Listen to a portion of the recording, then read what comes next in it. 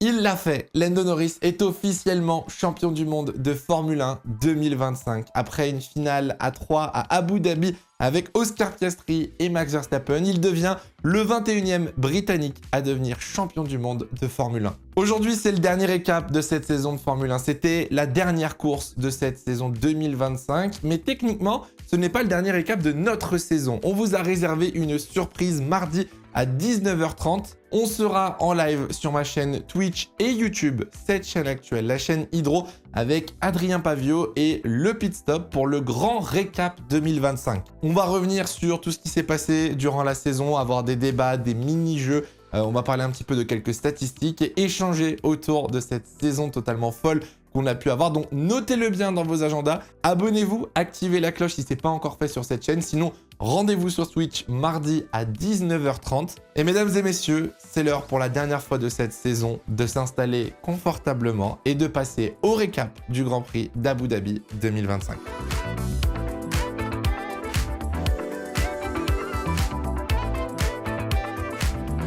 On commence avec le conseil de classe et mon premier élève du week-end qui est Lewis Hamilton. Encouragement, je ne suis pas allé jusqu'aux félicitations, mais encouragement après au final une très bonne dernière course histoire de clôturer ce qui est probablement sa pire saison en Formule 1. Il est quand même parti 16e après une élimination en Q1 et remonté, a fait 17 dépassements. Il est reparti 2 fois à la 16e position après ses pit stops et il a réussi à remonter jusqu'à la 8e place. Heureusement, cette saison 2025 est terminée parce qu'elle commençait à être longue. Dieu merci, Hamilton n'aura plus à rouler dans la SF25. Pour l'année prochaine, je lui souhaite 2 choses. La première, c'est une voiture compétitive et la deuxième, c'est un nouvel ingénieur. Deuxième élève, qu'est-ce que je suis déçu, honnêtement. Conseil de discipline pour Yuki Tsunoda. C'était sa dernière avec Red Bull. C'était son dernier week-end en tant que pilote titulaire. L'année prochaine, il sera réserviste. Et honnêtement, quelle déception. Son seul objectif ce week-end était d'aider Max Verstappen à performer au mieux et l'aider à remporter ce 5e titre de champion du monde. Et bien honnêtement,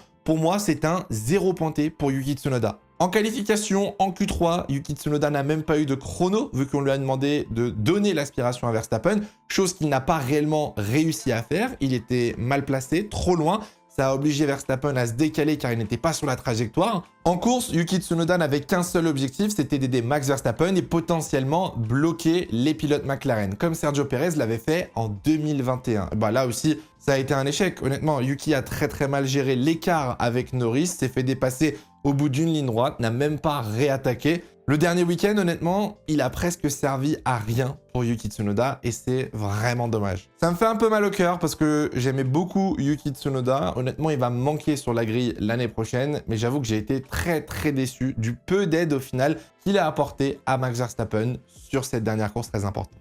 Pour le dernier élève du conseil de classe, j'aurais pu mettre énormément de personnes. J'aurais pu mettre quelques déceptions comme Lawson, Hadjar aussi qui ne finit pas les points. J'aurais pu mettre Ocon qui fait un excellent résultat pour bien finir sa saison 2025. Et au final, j'ai mis Fernando Alonso. Félicitations pour le pilote espagnol parce qu'en fait, il fait une fin de saison très bonne qui a permis à Aston Martin d'assurer la 7e place au classement constructeur. Honnêtement, la saison 2025 d'Alonso, elle n'a pas été très bonne. Il y a eu pas mal d'erreurs, il y a eu aussi beaucoup de malchance. Il y avait surtout une voiture qui manquait de performance, mais il a quand même su se relever, il a su performer au bon moment, histoire de tirer son équipe vers le haut. Et mine de rien, lui-même termine 10e du classement constructeur. Il re-rentre dans le top 10 lors du dernier week-end. Je pense que c'est la fin d'une année très compliquée pour Fernando Alonso. Et on n'oublie pas qu'en 2026, Aston Martin, aux côtés de Honda, sera annoncé comme l'un des favoris, entre guillemets, de cette nouvelle réglementation. Donc je suis très curieux de voir ce qui va se passer l'année prochaine. Et pourquoi pas revoir Alonso jouer aux avant-postes dès la saison prochaine. On y aura cru jusqu'au bout, mais malheureusement, ça ne l'a pas fait. Après 1456 jours consécutifs, Max Verstappen n'est plus champion du monde en titre. C'est terminé. L'écart était tout simplement trop grand. Il est quand même revenu à 2 points de Lando Norris à la fin de cette saison 2025. Alors, quand je regarde la saison au global, je me dis qu'il y a quand même des regrets, qu'il y a quand même des endroits particuliers où on pourrait se dire que ça aurait pu être différent. D'après Verstappen, c'est ce qu'il a dit en tout cas à l'arrivée de ce Grand Prix. Il n'y a aucun regret à avoir, l'écart était tout simplement trop grand, il revenait de trop loin et qu'il fallait garder la tête haute pour 2026. Faut quand même se souvenir qu'il y a encore 3 mois, à Zandvoort, Verstappen était à 104 points d'Oscar Piastri, leader du championnat. Et en arrivant ce week-end à Abu Dhabi, il n'était qu'à 12 points de Lando Norris. Et ce week-end a été parfait pour Max Verstappen. Pole position exceptionnelle, 2 tours d'anthologie, victoire indiscutable, tout simplement, gestion de course parfaite, aucune erreur du côté de Max Verstappen. Je suis juste un petit peu déçu de Red Bull qui a peut-être pas tout tenté, mine de rien, sur ce Grand Prix. Alors oui, ils ont utilisé Yuki Tsunoda, il n'y a aucun souci. Je pense qu'il y avait une dernière carte à tenter en fin de course à 15 tours de l'arrivée. Ils auraient pu faire rentrer Verstappen pour lui remettre un nouveau train de pneus médium disponible et essayer de ralentir tout le monde. Piastri, Norris et Leclerc, du coup, seraient revenus. Je pense que dans tous les cas, si Leclerc avait doublé Norris, on aurait juste inversé les positions, on aurait fait passer Piastri 4e et Lando aurait été champion dans tous les cas. Quand je vois les réactions de Max qui rigole, qui sourit en fin de Grand Prix et qui a plus l'impression d'avoir raté un bonus que réellement avoir perdu une bataille, je me dis qu'au final, il n'y a pas tant de regrets que ça. Du côté de chez Red Bull, il termine quand même la saison avec le plus de victoires, le plus de pole position, une série de 10 podiums consécutifs sur la fin de saison. Mine de rien, ça reste quand même une très belle performance de sa part. Je vous avoue que moi, j'adore les belles histoires et j'aurais adoré voir Verstappen effectuer l'un des plus grands comebacks de l'histoire de notre sport. L'histoire s'est écrite ainsi, il n'y a pas de souci. J'avoue que quand j'y repense, l'incident Russell-Verstappen à Barcelone, il paraît anodin au mois de mai. Aujourd'hui, quand tu perds le titre de 2 points, je pense que quand même, il doit y avoir des regrets et j'espère que Verstappen en tirera une leçon. On le sait peut-être pas, mais on a peut-être vécu ce week-end notre dernière course avec le numéro 1 sur la voiture de Max Verstappen. On ne sait pas où sera Red Bull en 2026. Ils ont énormément développé, énormément investi sur la deuxième partie de saison de 2025. Rien ne nous promet que la Red Bull sera compétitive l'année prochaine. Je croise les doigts, je touche du bois, vu que Isaac Hadjar sera aux côtés de Max Verstappen. Je leur souhaite de la réussite et j'espère qu'ils seront aux avant-postes parce qu'ils sont essentiels dans l'animation d'un championnat de Formule 1. Pour la première fois depuis 2010, le champion du monde n'est pas un pilote Red Bull ou un pilote Mercedes. Ça y est, c'est officiel. Lando Norris est champion du monde de Formule 1. Alors je sais, il y a beaucoup de déçus, mine de rien, avec ce titre. Mais moi, personnellement, je suis quand même très content pour lui. Un titre de champion du monde, ça ne sort pas de nulle part. Ça ne s'obtient pas par hasard et ça se mérite un minimum. Juste avant de se concentrer sur Norris, on va faire une petite parenthèse pour Piastri quand même, qui termine 3e de ce championnat. Il est bon de rappeler quand même que c'est sa 3e saison en Formule 1. Il est encore très jeune. Il a mené le championnat pendant 15 Grands Prix. Ça a été le pilote qui a mené le championnat pendant le plus de courses. Et malheureusement, il ne s'est jamais remis de ces incidents à Bakou. Je pense vraiment que ça a plombé sa fin de saison. J'espère qu'en 2026, il sera toujours au niveau. J'espère qu'il sera compétitif. J'espère qu'il aura appris de ses erreurs et qu'il sera capable de retourner jouer le titre en 2026. Malheureusement pour lui, il a peut-être manqué un petit peu d'expérience, de confiance en lui, de soutien, de gestion émotionnelle peut-être. Je ne sais pas, mais en tout cas, le titre pilote n'était pas pour lui en 2025. Bon, au final, c'est Lando qui remporte ce titre, sans surprise, hein, parce qu'il y a eu beaucoup de hype avant le Grand Prix forcément, mais il y avait très peu de scénarios où Norris n'était pas champion du monde à Abu Dhabi. Il lui suffisait d'un podium pour être couronné et c'est exactement ce qui s'est passé. Leclerc a fait une course exceptionnelle en 4e position pour mettre la pression sur Lando Norris. Il l'a jamais réellement mis en danger. Le seul moment où Norris s'est peut-être mis un petit peu dans la sauce, c'était après son premier arrêt au stand, quand il est ressorti dans du trafic avec les voitures du midfield.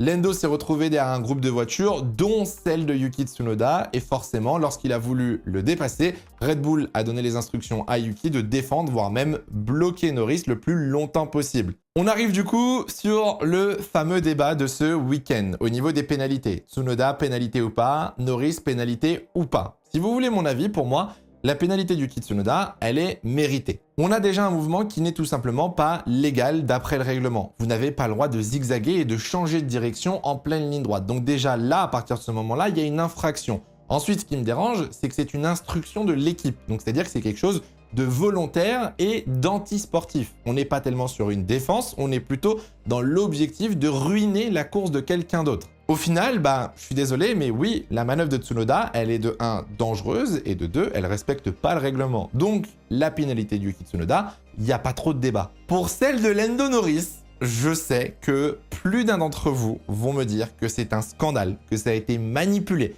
que la FIA aurait dû pénaliser ce dépassement qui a été fait en dehors des limites de la piste sur Yuki Tsunoda. Techniquement, oui, mais dans l'absolu, non.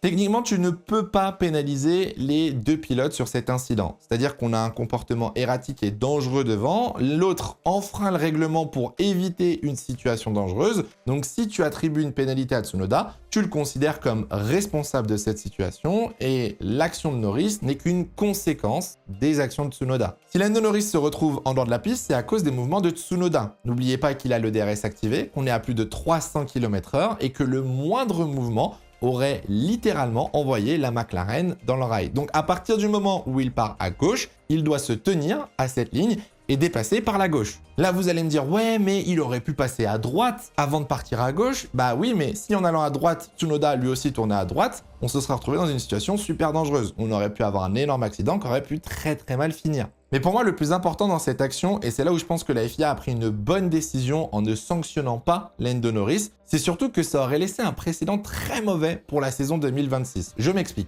Imaginez que Tsunoda réalise une action illégale, forçant son adversaire à faire quelque chose d'illégal, et qu'on aurait pénalisé Norris. Ça veut dire qu'en 2026, des pilotes auraient pu enfreindre le règlement pour provoquer une pénalité chez l'adversaire. Et à partir de là, où est la limite? On se retrouve dans des situations extrêmement dangereuses que je pense qu'on n'a pas envie de voir. On a déjà eu assez de problèmes sur le règlement cette année. Donc je pense, mine de rien, que la FIA a pris une bonne décision. Bon, au classement pilote, Norris est donc champion devant Verstappen pour 2 petits points. Piastri termine, lui, à 13 points, ce qui est pas si mauvais quand tu regardes sa fin de saison. Il est quand même pas monté sur le podium depuis quasiment 2 mois. Donc, il ne termine pas si loin. Dites-vous que c'est le titre le plus serré en Formule 1 depuis la saison 2008 et le fameux dernier tour, dernier virage à Interlagos entre Massa et Hamilton. Et dites-vous surtout que McLaren a très bien fait d'échanger ses positions à Monza entre Piastri et Norris. Parce que sans ça, Verstappen aurait pu être titré. Alors oui, il y a énormément de scénarios où Verstappen aurait pu gagner plus de points. On pourrait me dire que, pareil, Norris a perdu des points à Zandvoort, Piastri à Bakou, etc. Mais cette décision, qui avait été vivement critiquée à l'époque avec les Papaya Rules,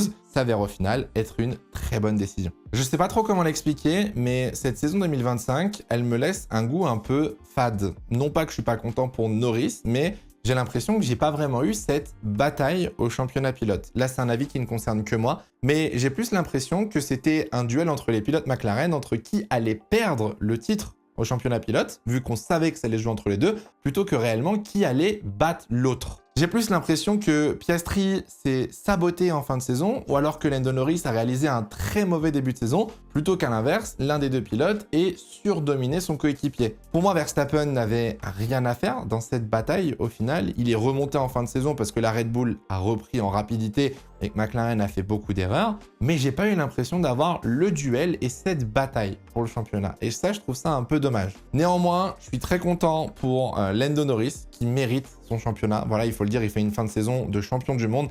Il a été très bon, il a dominé son coéquipier à partir de la mi-saison et il n'y a aucune raison qu'il ne soit pas champion du monde cette année. Le discours de dire il avait la meilleure voiture, n'oubliez pas que tous les champions du monde ont gagné leur titre dans des voitures compétitives, d'autres avec des voitures surcompétitives. Juste pour terminer, j'espère que vous ne faites pas partie de ces gens qui insultent les pilotes, leurs familles, les mécaniciens ou encore pire, les fans de certains pilotes. Si vous n'aimez pas un pilote, juste passez à autre chose. Si vous n'aimez pas une certaine fanbase ou les fans d'un pilote, ne les regardez pas, mutez-les, bloquez. Mais s'il vous plaît, n'insultez pas, ne menacez pas, ça n'a pas sa place, ni sur Internet, ni dans la vraie vie. Et surtout, rien ne justifie de tels propos au sujet de la Formule 1. Bon mine de rien, c'est la fin d'une ère. Eh oui, c'est la fin d'une époque en Formule 1. C'est la fin du DRS, c'est la fin de ces moteurs V6 hybrides, c'est la fin des voitures à effet de sol, c'est la fin de Sauber, c'est la fin d'une grille à 10 équipes, et c'est aussi la fin des moteurs français en Formule 1. Actuellement, là, personne ne peut prédire ce qui va se passer l'année prochaine. On repart sur une feuille blanche. Personne ne sait ce qui se passera en 2026. On va avoir des nouvelles voitures, on va avoir des nouveaux moteurs, on va avoir de l'aéro actif, on va avoir le retour de deux pilotes, Perez et Bottas, on va avoir l'arrivée de Cadillac et Audi, Et surtout, on aura un nouveau rookie en Formule 1, Arvin Lindblad. Avec ce dernier Grand Prix de la saison, on dit aussi adieu à l'écurie Sauber. Après 22 ans en Formule 1, c'est une écurie mine de rien mythique qui a toujours survécu sans jamais vraiment réussir en Formule 1. On se souviendra très clairement des livrets exceptionnels comme la Sauber Petronas Red Bull. Il y avait eu le rachat de BMW dans les années 2000. Il y avait le logo de Chelsea dans les années 2010. Là récemment, la Kick Sauber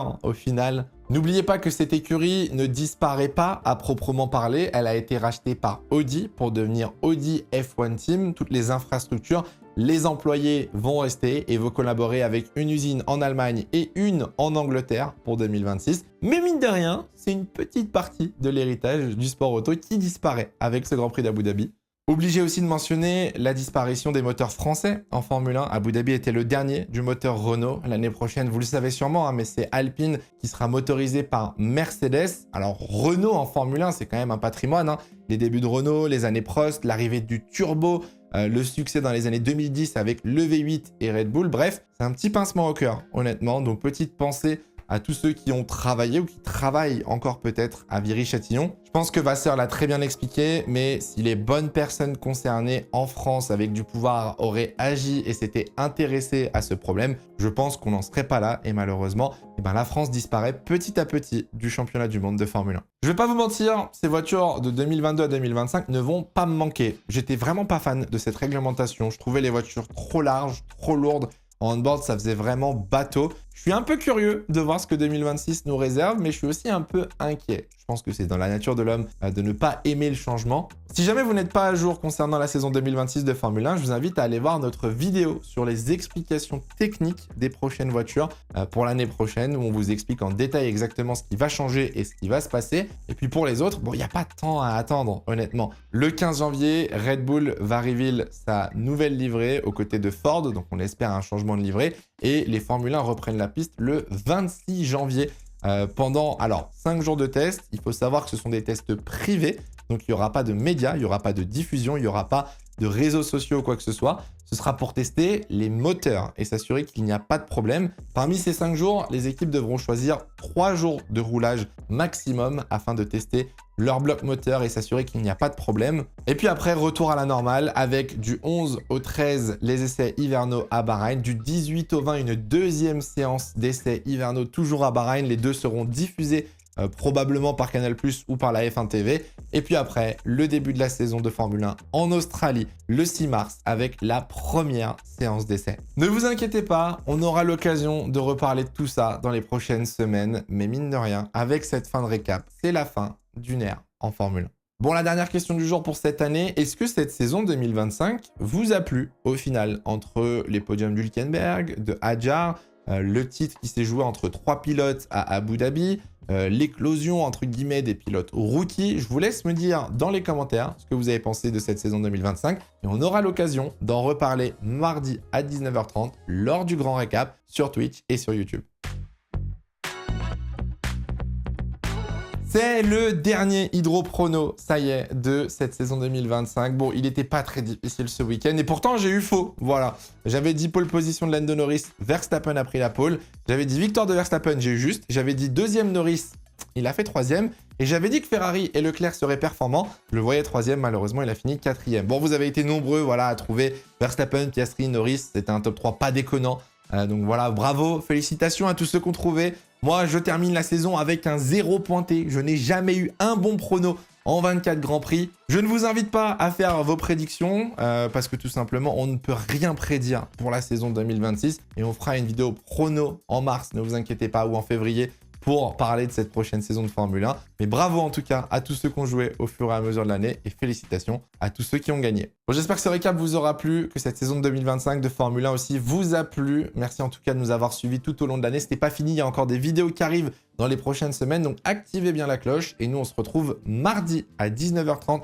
Je compte sur vous, sur Twitch et sur cette chaîne YouTube pour le grand récap 2025. En attendant, prenez soin de vous, c'est le plus important. Ciao, ciao.